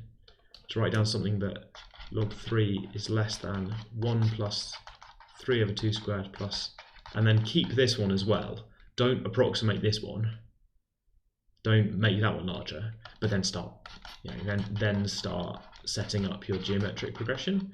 That's a hard idea to have. That's really tricky. This idea that we can adapt the thing we did in the previous part of the question, in part 2 or somewhere way back up in this question, by adapting the number in the question as well. So using a different fact, that you can switch this 7 to a 5, and that's a little bit more precise and gives you, after the first 2 terms, different geometric progression series. A different idea. And this one, if you sum it all up, does give you 11/10. So this one does work. The scores are percentages because the test is out of 100. So, yes. Good. Yeah, so 10/9 is larger than 11/10. That's a true fact in chat. I would, maybe this is ridiculous, maybe you don't like this, but I find this helpful, which is to say, that's bad news for us, right? That's bad news. We were trying to say how very small log 3 was, but we've ended up comparing it to 10/9, an enormous number, something that's much larger than 11/10. So that's not what we wanted. We wanted to explain how very small log 3 was. And sure, it's smaller than giants of this world, like 10/9. That's massive. It's bigger than any other number I can think of, including 11/10. Wow. I mean, everything I can think of is smaller than 10/9. What a huge number. We've got to do a little bit more work in order to convince people that log 3 is even smaller than that. It's smaller than 11/10. I'm really overdoing it now, aren't I? This is getting annoying. Right, good. Okay. The thought is that we want an even smaller number than 10/9. That's right, an even smaller than 10/9. Something 11/10, really small. So yeah, we're sort of doing the same trick, but not making things as large as 1/3 down here. Yeah. So you want a more precise. If you want a more precise inequality for log 3, you can get that in 2 ways. One of them is to just sum more of the terms. Summing more of the terms is how you get all the way to log 3 if you take all of them, and then approximating the remaining terms with this inequality thing by not changing the numbers too much. So changing this 7 to a 3 was quite a big change. Log 3, it includes this 1 over 7 times 2 to the 6. That's really tiny. Not this 3 over 2, not this 1 over 3 times 2 to the 6. That's relatively large, and it's contributed to this giant 10 over 9 thing. If we sort of tighten things down a bit to only replace that 7 with a 5, then we get a much better fact. There's an extra bit on the end of this question which you answer by thinking about logarithms. If you take logarithms of each of these, then you end up considering things like this, 17 log 3 versus 26 log 2, which lines up with the numbers in the question so far. We had a 17 halfway through the question, and we've had a 13 just now. Log 3 is larger than 13 over 12, so this logarithm, 17 log 3, 17 log 3 is large, it's larger than 17 times 13 over 12, whereas 26 log 2 is small, it's smaller than, oh my goodness, what did we see for log 2? We saw that log 2 is less than 17 over 24.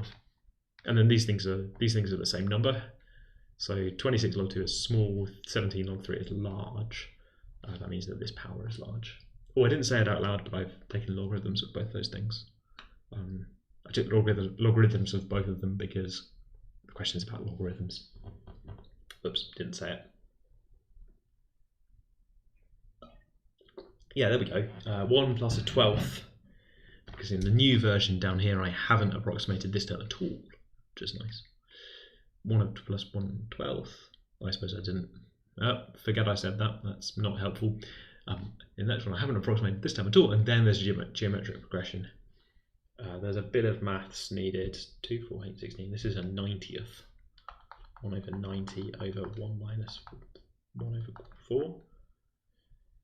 Which gives you 3/4 or 4/3 of a 90th or something. There's some maths. It's not particularly fun maths, is it? 3/4. What am I doing wrong? 2, 4, 8, 16 times 15. 80, not 90. 80. Which then, when you multiply by 4/3, you get a 60th. Which is why somebody is saying 1 over 60 in chat. This is confusing me. Same idea, different numbers to the previous part of the question.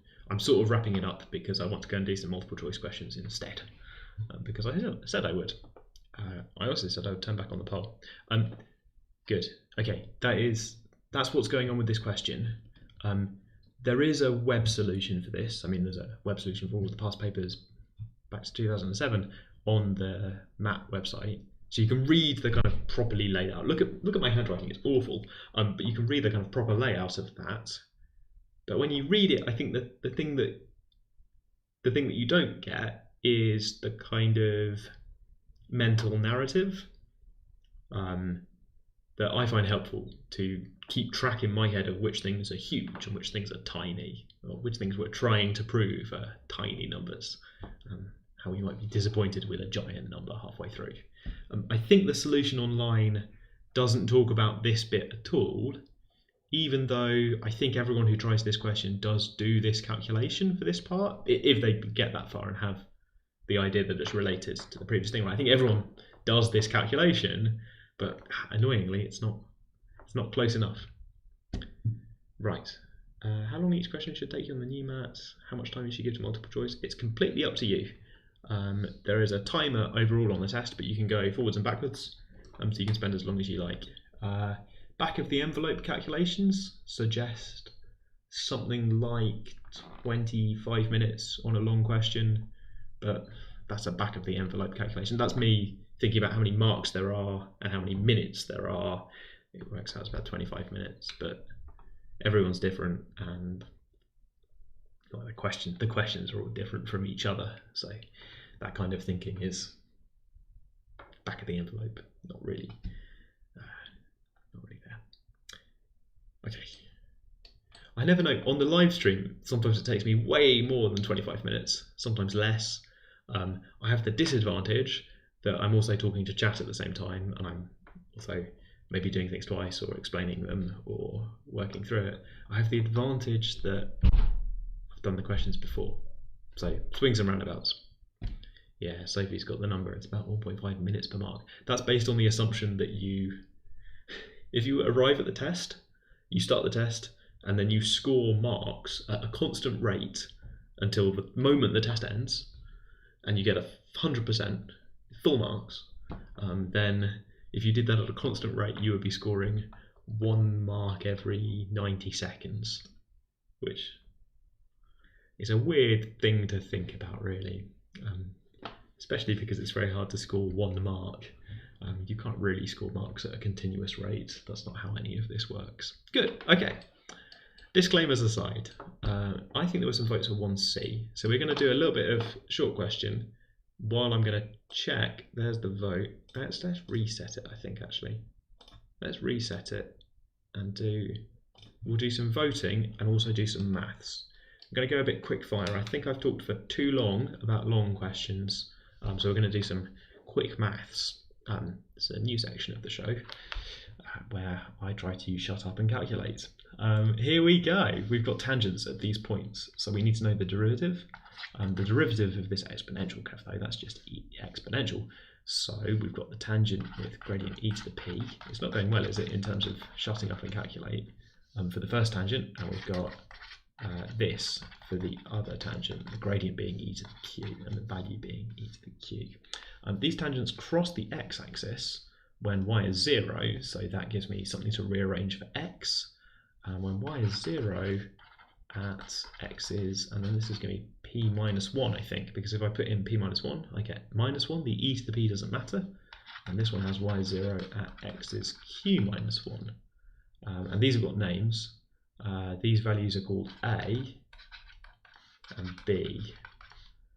And it follows that, well, hang on, a is p minus 1 and b is q minus 1. I'm underneath the pole. A is p minus 1 and b is q minus 1. So, what do I like? Most of these say p minus a, which is just the number 1. So p minus a is 1, and also q minus b is also 1, so they're equal to each other. They're both 1. But most of that is the calculation, right? And rearranging for when y is 0. I can almost do that in my head because I've rearranged a lot of equations. The e to the b cancels and there's plus 1 moves over minus 1 plus p, so minus 1 plus p. I don't know, no problem in writing that out as you go through. It's the quick fire round. Here we go. We've got some exponentials and we've got some graphing to do. We've got e to the x, looks like this.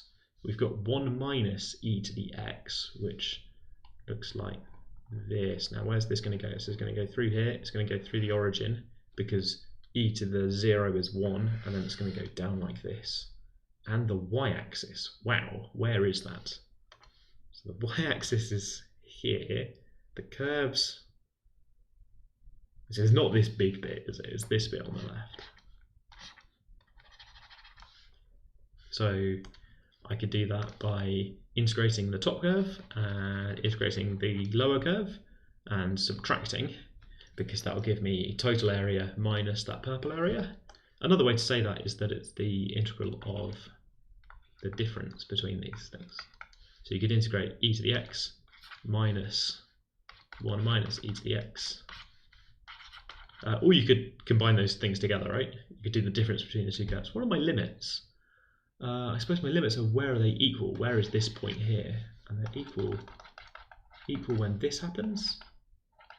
Ooh, almost messed up there. My x is log 1/2. Oh, I've seen that number in a long question. Good. So this is going to be log 1/2 up to 0, I suppose. And then you just go and calculate. You know the integral of e to the x because you know the derivative of e to the x. It's a really nice function.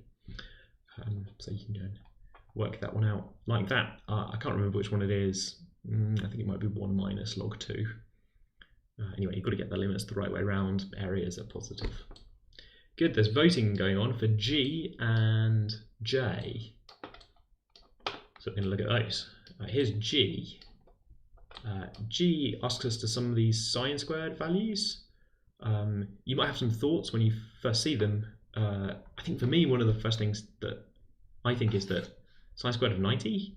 I have feelings about what that value might be. Because I know sine of 90, right? This means sine of 90 and then square it. So I think this is just 1. So then very briefly my idea is something like, oh, maybe they're all 1. And that's a stupid idea because obviously they're not. This one is small, that one is large. They're all 1. Somewhere about 1 though, aren't they? This is pretty close to 0. I mean, if there was a sine squared of 0 in the front, that one would be 0. So they're somewhere between 0 and 1, and there are about 90 of them, so I think it should be about 45. And that gives me really no help, because lots of the options are about 45. In fact, all of them are about 45. Suspiciously symmetric options, look. The options form an arithmetic progression, with first term 44 and common difference 1/2. What a nice set of numbers.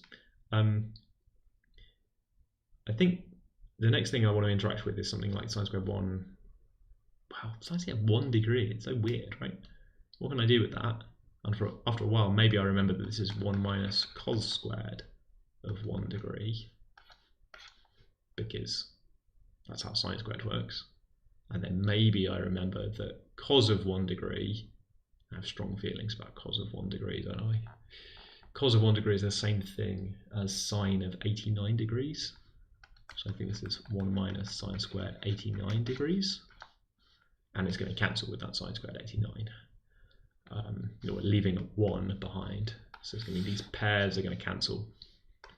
2 with sine squared of 88 for the same reason. And there's going to be loads and loads of cancelling. Except right in the middle, there is sine squared of 45 degrees. Right in the middle. And that one is 1/2 on its own. It doesn't get to pair up because the rule seems to be that the numbers have to add up to 90. I'm imagining this triangle, by the way. Theta, this is 90 minus theta. And then, what do I want? Something like sine theta is cos of 90 minus theta. That's a fact, isn't it? That looks like a fact. It's kind of fact-shaped. Yeah, which lets me translate between my sine squared 89 and my cos squared 1 sort of stuff. So that's good. So if I add all of these up, I've got 1 over here. I've got 44 pairs of these because I'm going to pair sine squared 44 is going to pair with sine squared of 46. So I've got 1 plus 44 pairs. This one is sine squared of 90. I've got 44 pairs and I've got 1/2 for sine squared of 45 degrees. So amazingly, it turns out to be 45.5. Ridiculous. What does chat say? So chat's voted for J, a little bit I, a bit 4 and 5 as well. Actually pretty popular 4 and 5. We'll see what we've got time for. We've got 10 minutes. Yes, chat is joining in. 45 and 5. What's the best way to revise for math against the specification? I think you've got to practice your A-level maths or equivalent, get really good at remembering how big sine of 45 is. This question is just impossible if you don't know how big sine of 45 is. But I think there's a being willing to try stuff, to being willing to mess around with sine squared of 1 degree and just sort of noodle around and write down 1 minus cos squared of 1 degree and then maybe think, oh, it's something to do with sine squared 89 degrees. That kind of exploration is the name of the game here. Trying to put yourself in a position where you might realise that things go together. Trying puzzle pieces to see if they fit together. That's how I do puzzles anyway. I know some people can just look at puzzle pieces and know that they go together. For me, I have to pick them up, I have to smash them together and see if they go. No, they haven't gone together. And then I'll try again with some different ones. I'm willing to just sort of explore and try smashing together puzzle pieces. I realise that makes it sound like I'm really bad at puzzles, but I'm willing to take that hit. People in chat, 45.5. Made it as a series summation. Oh, wow. That sounds very official. Good. Okay. And you've got 44 plus 1.5 somehow. Okay. What's the philosophy of math in one word? Is problem solving one word? If I put a hyphen in the middle? Problem hyphen solving? Yeah, that's the philosophy of math in one word. There you go. In a word. It's obviously 2 words. You shouldn't let me have that. Right. Will coordinate geometry is on long questions. Oh, it's gone. Wait, will coordinate is no wait, they've rephrased it. They've rephrased it, it's back. Is coordinate geometry in long questions? Could be, right? Long questions use the same syllabus as the rest of the mat. Except you're not expected to type symbols that you can't type with a standard keyboard. Okay, good. That's G. I think I also saw votes for J. And then maybe we'll try some sort of quick fire long question. I don't think it's going to go very well, but maybe chat can help out. So we've got 4 numbers are used to define 4 points: A, B, B, C, C, D, D, A. And the quadrilateral has all 4 sides the same length when, so even only if there's some conditions that we might choose between. And the strategy here, I think, is to just write down one of the side lengths first. We've got all 4 sides, so we've got 4 sides that we could write down. Let's write down the distance AB. Let's start small. I'll go around AB squared because that saves me from writing down square roots. I think it's kind of different. I get the sum of 2 squares thing. So if I'm brave, maybe I write down the side BC squared, which is C minus B squared plus D minus C squared. I could keep going, right? This is the quadrilateral ABCD has got 4 sides. In fact, I think I will keep going. See, we're getting these kind of squares with 2 things in, with some repeats, look. So the C minus B squared turns up in both of these. For different reasons. It turns up because there's a C minus B here, and it turns up because there's a C minus B here. There's a pattern to these. Anyway, CD, what was I doing? D minus C squared, which is a repeat, plus A minus D squared, which is sort of new. And then the last one, DA squared, has got D minus A squared plus A minus B squared, which that was the same. And then it kind of loops around again, so that's quite nice. So I'm already thinking about sort of making these equal to each other, and I want to do that in a way that uses the fact that, you know, that these things have repeats in. So then we can cancel a term. And this is the difference of 2 squares. It looks like the equality of 2 squares, so I suppose we could write that out. I just really like difference of 2 squares. Look, so we've got this fact. You can write down a second fact based on the idea that BC squared, so separate fact, if BC squared is equal to CD squared, then you get a different fact, and actually that's enough. You then have enough stuff to say, aha, I now have 2 equations, which, by the way, look pretty similar to the things in the question. This one turns up here as option C, but this one turns up here in option A. And your intuition is maybe something like, well, it can't be option A or C then, because I want both of these things to be true. You want both. And it turns out, as a consequence of both of these being true simultaneously, you want AB to be equal to BC, and you want side BC to be equal to CD, going around the quadrilateral. If you want both of those to be true, then it turns out that you can deduce by, I think, adding them together or combining them, or thinking about the different cases for the plus and minus signs, you get this fact. Yes, good. Yeah, and it does turn out, so then we should technically go and check that the other side, there's one more side to this quadrilateral, it's DA, but if you write down that one, you get sort of another statement about squares being equal, and it's the same again, so that's good. Oh no, it's sort of all equivalent, and it all works out. The 4th side is the same length as well.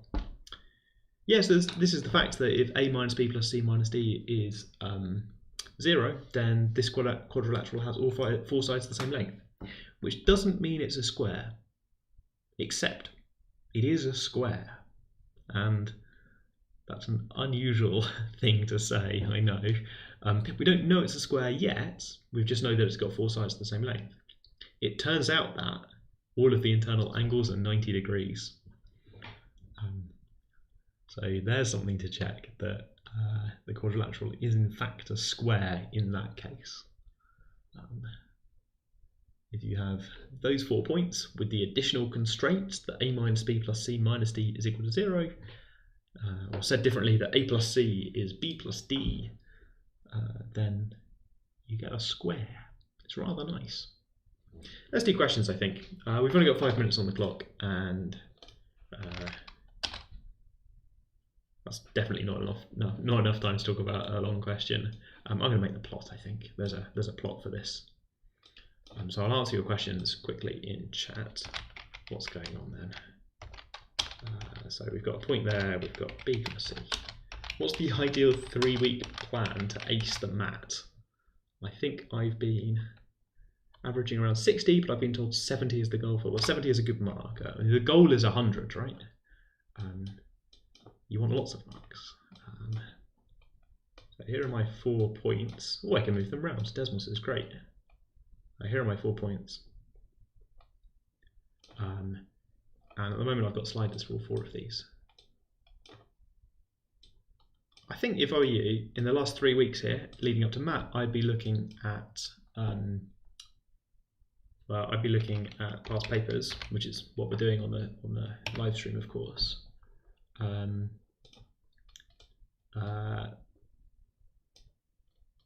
I think I'd be trying to either solve questions or think about the questions that I'm stuck on without looking at the answers. Because I think you've still got time to practice being stuck on questions. There you go, look at that. You've still got time to practice being stuck on questions. Of course, being stuck on questions is good for you. It's good practice for later in life when you have to solve people's computer science problems or whatever you're working on. Opposite diagonals perpendicular gives you a kite in general, doesn't it? Or maybe something even weirder than a kite. What do you get if you have opposite diagonals perpendicular?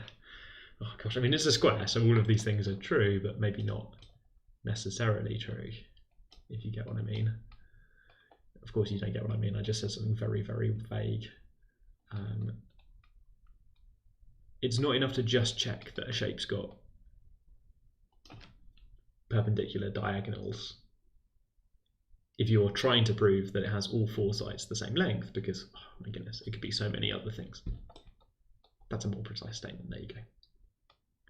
Good, right, so somehow, with this restriction, you always get a square. And I think there's maybe something going on here to do with rotations, because when I change these numbers, the thing rotates. I suppose it has to, it's a square, so there's not much you can do to a square to keep it square. Square's gonna square. What was this? Since this year the test is on computer, will we still get paper to work out our answers? You get some rough work space, you get some whiteboard paper stuff. The test centre provides that for you. So when you go to a Pearson VUE test centre, they will give you something to write on and something to write with in order to do your rough work. You don't hand that in, that's just for you to do rough work on. But yeah, you get some way to do rough work. Sorry I made you wait for that question while I messed around with this, but in my defence, look, it's nice. That was the best one. It does all 4 of them at the same time. That was okay. That was okay. Right, good. Wait, what are we doing? We're messing around with Desmos, I think. Thanks for joining in with the live stream. I think we're going to call it there. If you have other questions from the questions, you can ask very quickly. There are people asking questions. You can chat very quickly. Or you can check the web solutions. Or you can come back next week when we'll be talking about even more MAT questions. Is it true you have to swap out the whiteboard sheets that you've used in exchange for more? Yes, there's a system where you can, nobody says you have to, but you can swap the 10 sides of whiteboard. What do you get? You get 10 sides of A4. You can swap that for 10 more if you want to do even more rough work, which you might want to do. So it's the thing where you can switch it to get more. They take it away and they give you more. They give you more of the stuff. Good. I think we did a good mix today of specific questions, but also general stuff. It was somebody early on asked for general tips, and I thought I was just going to talk about logarithms. Maybe I should do some general tips. And I saw you answering each other's questions a little bit as well, which was very nice. So well done for doing that. Good attitude, chat. Chatitude. That's not going to catch on. Excellent chatitude. Right, see you in 168. Wait, -2. The bell's tolling. See you in 166 hours for another episode of the MAT Livestream. Until then, good luck with TMUA if you're doing that. Good luck with other stuff going on if you're doing other maths questions. I hope you have ideas and also fluently follow through on those. I'll see you next week. Bye. Oh no, what do I press? I pressed that one.